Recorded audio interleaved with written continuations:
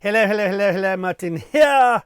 There's another property clinic. Yes, it's that time of the month, year, whatever, week. Yeah, I'll be honest. Confession time. I'm going to start with a confession. I almost forgot. I didn't forget to do it. I almost forgot to do the property clinic. I didn't forget. I just lost track of the days. And, have you found that? Do you not like it's like, well, what day is it? I don't know. Is it Sunday? Is it Tuesday? Is it a week on Thursday? I don't know. Anyway, I almost forgot, but I didn't. Charlie, my beautiful editor. Beautiful is not the right word. Well, it might be beautiful in some people's eyes, but in fact, it's not beautiful. Oh, I'll get myself in a massive hole here. Charlie, my lovely editor. That's better. We did the property clinic this week. I was like, oh, shoot, forgot it. Yeah, but I didn't. Anyway, I haven't. Well, I had. Why am I telling you this? It's like confessing something I don't need to confess. That's the kind of honest relationship we have, right? Whatever. You need to like this video, otherwise I'll stop doing them. It's as dramatic as that. You need to subscribe, channel thing. And don't forget, it's Ask Martin Monday, hashtag Ask Martin Monday. That's what you need to send me the questions on my Twitter, which is at TV Martin Roberts. If you don't know that by now, well, I just don't know why I bother. So yes, so let's get on with it. Wendy, see, she's a trooper. Always comes up with a question. We love you, Wendy. Good morning, Martin. Hello, hope you're well. Well, hanging in there. My question is, knowing what you know now, and with all the life experience you've had, what one piece of advice would you give your younger self? Interesting. Wow, deep. Right. Wow, deep beginning. Wow. Like, what would you tell a younger person you was that? Well, probably. Could be controversial and say what I'd say to myself about being bullied. I have a sort of attitude about that now. You've been bullied. There is a school of thought that says pick the biggest of the bullies and just fight back, and they'll then just not go after you anymore. I don't know if it works, but I'd like to think that maybe if I'd been told that it would have been different. I don't know, because I was a bit bullied at school. Nasty, horrible. Yeah. So I might say to myself, just pick the biggest guy and punch him, or do whatever. I don't know if that's the correct answer. Or, let me think, what else would I tell my younger self? It depends how young you are. You don't sweat the small stuff.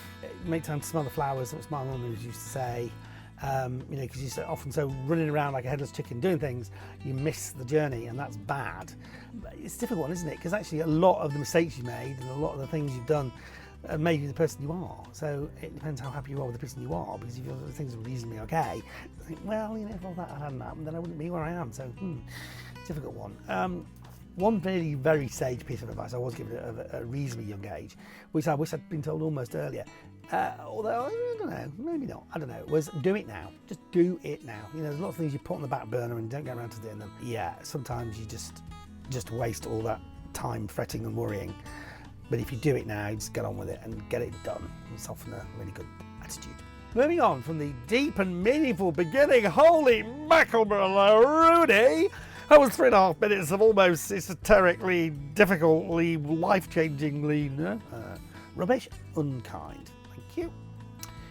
Moving on to the more classic question. The Ironbridge asks, what is your dream fright comprise of?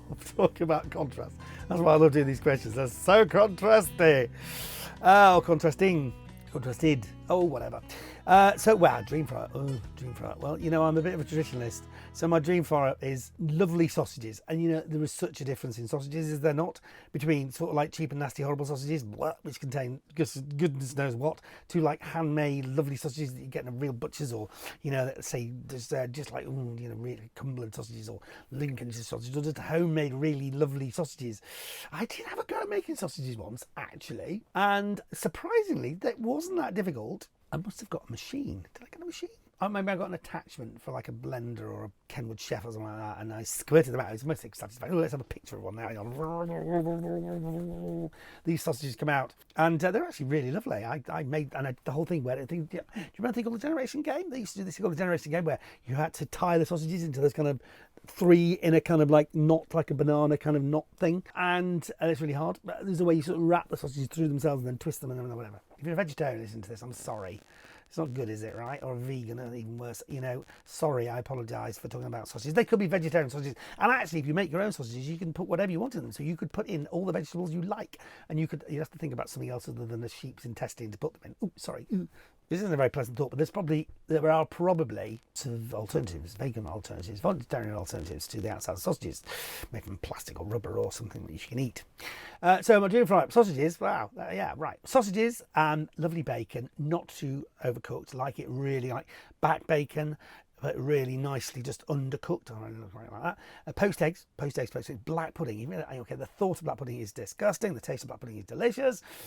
So black pudding, mushrooms, grilled tomato, and if I'm feeling very, very naughty, fry bread. It's it's a bit of a calorific disaster.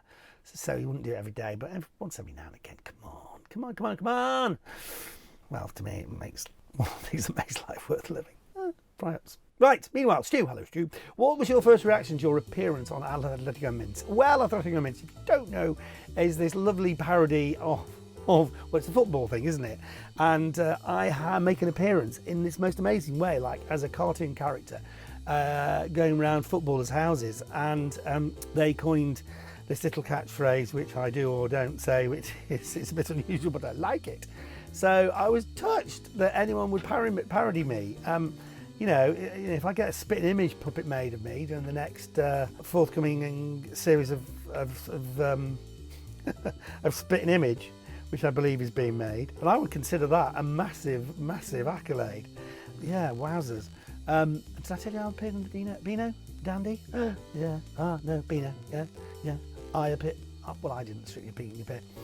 What did I? I can't remember. No, I did. And they drew me a cartoon character. No, I don't think I strictly speaking appeared, but they drew me in Beano fashion, a cartoon character of me. Oh my gosh. And then Holmes and the Hammer did appear in the Beano. Wow, that was like super, super brilliant. That was definitely up there in my life experience, my life things, proudness things. Yeah. Meanwhile, Jeff Hack. Hello, Jeff. Property question. Well done. Don't forget, questions on this can be anything you like, but obviously I do know quite a bit about property, so if you want to throw in a property question that might cost you a lot of money to ask somebody else, then do it. I'm free. Okay, I'm free. John Inman. Are you being served? Which is doing reruns. I saw some advert for it on the satellite TVs the other day. They're doing. Oh, it's not Channel 5. It's going on. I don't know. There's some reruns of Are You Being Served, which is just so utterly, honestly, completely not PC, but very funny. And it was made many years ago. Jeff Hack, hello Jeff. How do you go about extending a lease on a property? Ooh. Well, firstly, you have to get hold of the leaseholder. That isn't actually necessarily as easy as you'd think, because there's a thing called an absentee leaseholder, and so you need to engage a solicitor, and they will work through this whole thing for you. They'll help you track down the leaseholder, and then you're just going to negotiate. And sometimes they won't cost you very much to extend a lease, and sometimes it might cost you a lot to extend a lease. I think we did something on the show recently with some house in London. It cost them 70 grand to add to extend the lease, but it added like 100 grand on the value of the property. So but solicitor is your first port of call. Jeff. Hello, Margaret McLennan. Hi. If you could choose and budget was an issue, would you prefer to renovate an existing property that had heaps of potential or build from scratch? Well, I haven't built from scratch ever. So definitely on my radar is trying to do exactly that, to build my dream house in my dream location. So I would definitely go from the building. Now, actually, you know what? One of the things that's happened in lockdown, apart from I've got hooked on two things. Well, lots of things, but no, not lots of things actually. Just two things. Glee. Yeah, American. Yeah, I know what you're saying. I know what you're saying. It's amazing. I will not be put off by anything you say. La la la la. Sticks and hoes and hoes. Blah blah blah. Don't care. Watching it with my daughter, who's 10, and I think I've got more into it than she has. If you haven't seen Glee, okay, so it's complete escapism, and it's very silly, but the music's great and it's real. Yeah, what's your first thing in the morning to start your day off well? They've just had in my reruns, because it happened years ago. They've just had the Rocky Horror Show episode. It's just brilliant. Have you ever been to the Rocky Horror Show? It's a theatrical experience unlike any other. And they've just done the Rocky Horror Show for Glee, and it's very, very funny. Really brilliant. Okay, Cecilia. Hello, Cecilia. Who would be your dream I'm a Celeb campmates? Well, I really like the people I was in with. I mean, I know that I had a bit of, argy-bargy with some of them, but it all formed part of the team, and it all formed part of a interesting and never to be repeated in lots of ways experience. That will never be repeated. I mean, I could theoretically do it again at some point, but that whole experience that we had, I don't think I'd change anything, because it was just so special. So the bunch of people I went with would be pretty much it. Nick B. Morning, Martin. Hello, Nick.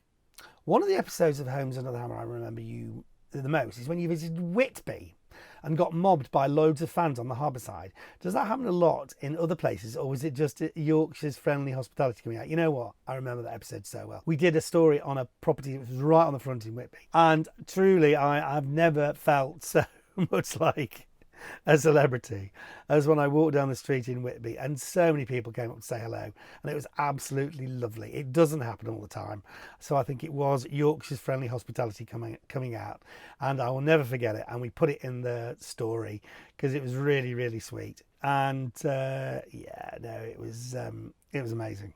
So it was great. Susan, hello Susan.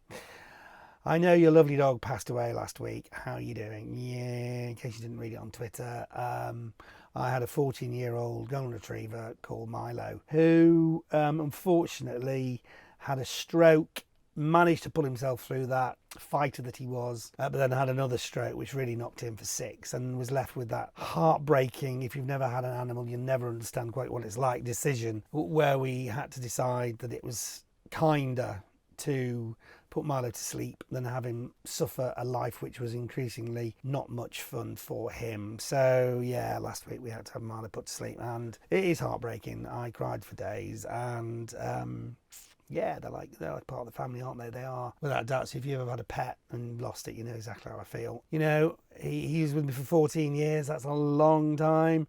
He's like, my son's 13, so he's for the entire time that Scott's been around, my golden retriever was around, and you can't help but look back on all those times. But you know what? He's in doggy heaven, and he'll be with my other pets who've died, and hopefully running around on Rainbow Bridge. And I just want to say, now, if you're one of the people who contacted me with messages of condolence and support and love, it meant so much to me. It really, really did, and it helped me through a difficult time. And I read every single one of the things that you sent me. So I really, really thank you for sending those messages. That it meant a huge amount. And rest in peace, my faithful friend. Mark asks, do you have a favourite Homes Under the Hammer transformation? Well, you know what, there's been so many. I like it. I mean, broadly speaking, I really love it when people just pull stuff out of the bag when you wouldn't have expected them to turn such a, fairly mangy old place into something that's quite extraordinary. And so any projects where it's been like that, they get my tick of approval, and just extraordinary. Paul James McCluskey asks, are you planning to visit East Anglia again? And are there plenty of properties, or there are plenty of properties, which could do with much investment from potential property developers? Well, yeah, East Anglia. We did go there a few times, a few years ago, I seem to remember, doing just outside Norwich and the countryside around there, and it was glorious. And there were some amazing properties, farmhouses and all sorts of stuff. So one of the things that happens at the moment is that we are only doing, obviously the auctions, the property auctions that we're doing are largely the, the online auctions. So that means that we will, the good side of that is that we will probably get to go back to some places that we haven't been to for a while, just because logistically we're able to do that, and we can get film crews there and all that kind of stuff. So watch this space, and hopefully we will be back in East Anglia, because it was dead good. You reminded me about how good it was. Gareth, hello Gareth. Gareth Thomas. When building a summer house, what base would you use? Well, I always believe in putting a stronger base down than you think you might need, because your summer house might turn into a workshop, might turn into an office, whatever. So I would treat it like you're going to build something reasonably big on top of it. So I would be putting down hardcore, which is crushed rocks and things like that, to a depth of about that, which is, 3 or 4 inches. I would then be putting down metal reinforcing bars, which come in like a mesh. And then I would be putting fairly tough mixed concrete on the top of that. And also, don't forget, you probably want to put down a damp-proof course, so a sheet of damp-proof course plastic underneath the wire mesh. So put the plastic down on the hardcore, and then you wire mesh, and then fill up concrete, and hopefully that will keep the water out and keep it nice and dry in there for you. Hello Leslie, could you do some Homes and Them from Bristol or North Somerset, please? Yes, I'd love to. I absolutely love the programme, but would be nice to see some different areas featured. Well, as I said, I think the likelihood is that we will go to some places that we haven't visited for a while, because we'll be able to visit a more diverse number of auctions. We have done Bristol in the past. I remember doing an opening piece to camera walking along the dockside in Bristol, and it was fantastic. And we actually featured a toilet block. Check it out. Yes, I'm sure if you Googled homes that have toilets, then it might pop up. But that was out on the Portway, and yeah. So hopefully we will indeed be back with some alternative places in the coming weeks on Homes on the Hammer. And so to James Parkinson, who has the honour of being this week's last question. James, hello. My daughter is looking to buy her first home. Any advice would be most welcome, and any pitfalls to avoid? Well, big one to finish off with. So, congratulations to your daughter. That's great to hear that she's on the home hunt for her first home. Nothing quite like that feeling when you get into your first home and spend your first night there. It's extraordinary. So what she's got, hopefully, is a few skills and some time, and maybe the ability to add value to a property. So I would say for your first home, try and buy something which you can add value to. Maybe you can help her, James. Buy somewhere that she maybe needs to replace the bathroom or the kitchen. So set her expectations of not getting her dream house, but getting something which she can add value to. And then she'll start building a pot of equity to enable her to end up with a dream house. And that is the other thing to say. Your first home might not be where you want to end up, but it can be a stepping stone. So maybe set out with that idea in mind, that this isn't my ideal, but it's a process to get to my ideal. So look further afield than where you might ideally want to be, so you can get something at a slightly discounted price. Look at something which you can add value to, and just don't be put off by your initial reaction to places when you see them for the first time. See what things could become, and make sure that you're buying in a good area. But the house, just bear in mind that you can add so much and do so much. One of the things which hopefully you and her, or her with a bit of help from you, will be able to do is add value to that thing that she buys. You might want to consider buying with a friend, or whatever, or approaching somebody who's got some money, which they might help lend to you as something you can put towards a deposit, as long as that's legally structured and everyone knows exactly what the situation is, and there's no confusion in terms of what the expectations are. Then that can be a way of helping out. Just go for it, because there is nothing quite like that feeling of having your first night in your first home. I still remember it, sleeping on the floor on a mattress. But it was my home, although it was owned by the bank. It was still felt like it was my home. So listen, that's it for today.